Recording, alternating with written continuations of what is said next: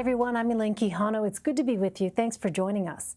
In addition to running defense against the president's admission that he intentionally downplayed the severity of COVID-19, the White House is pushing back against several other troubling revelations in the latest book from Pulitzer Prize-winning journalist Bob Woodward.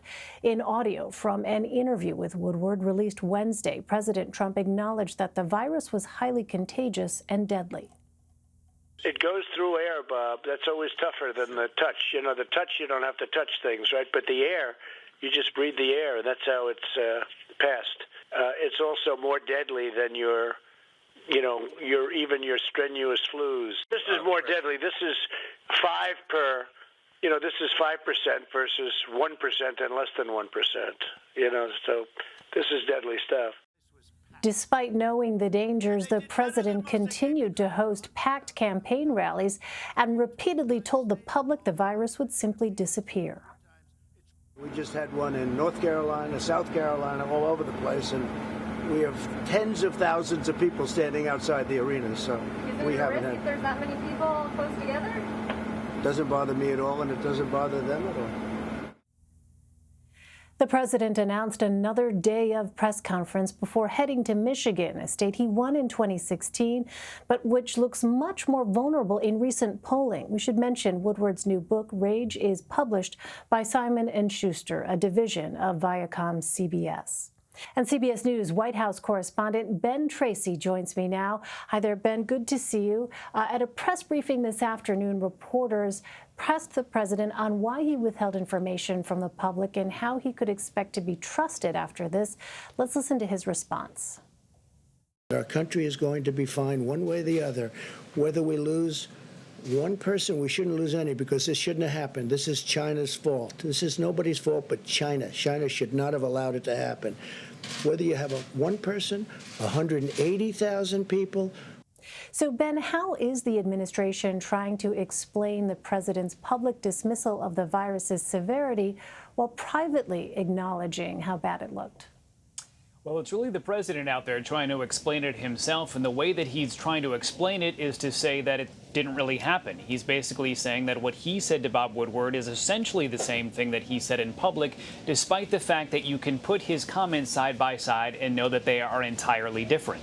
For instance, on February 7th, President Trump told Bob Woodward that this is much more dangerous, much more highly contagious and deadly than the flu. He said this is even worse than strenuous flu. 3 weeks later, from the White House podium, the president said, this is like flu, the same thing we have a shot for, and we'll soon have a shot for this. So the president did lie. He lied to the American people about some of these things when he knew that it was different, and he was telling Bob Woodward that. The president now is trying to say, I never lied. He said that today in that briefing, I never lied, and I was just trying to keep people calm. I didn't want to create a panic. So this is a hard thing for the president to explain away, but he's basically trying to say that what you heard me say there and what you heard me say here, those are the same thing. So, Ben, on this notion of trying to prevent panic, how does that actually square with other comments the president has made recently about protests happening, for instance, across the country, and even Joe Biden's presidential campaign?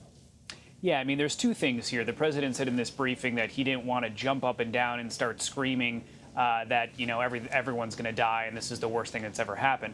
Obviously, there's a middle ground between that and just leveling with the American people and giving them the health information that they need to make the decisions in their own lives. But to your point about some of the other, the president has not shied away from using fear as a motivating factor with his base. He's certainly doing that during this election when he talks about the rioters and the looters and the anarchists and saying that American cities have become hellholes.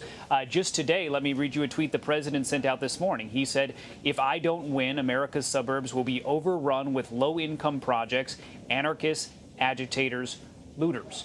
So the president has certainly used fear when he thinks it works for him. He's trying to use it as an explanation here to say that he didn't want to cause unnecessary fear.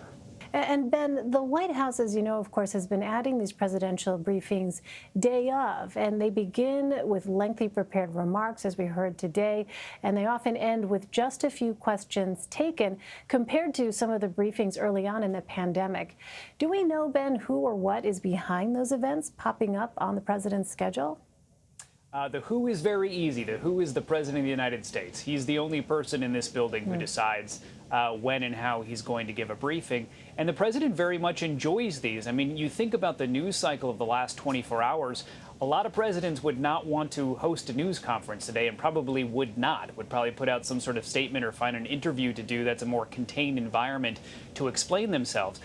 This president enjoys coming out and kind of sparring with reporters. A lot of this is done because the president knows during this election cycle he's not able to have his rallies as often as he would like to, and he knows that Fox News covers these briefings that he does here at the White House wall to wall. That is a very reliable way for the president to reach his base, to get a message out there. So oftentimes what's billed as a news conference at the White House sounds a little bit more like a campaign speech followed by a couple of questions, and that's what we saw here today. All right, Ben Tracy at the White House. Ben, thank you very much. Thanks.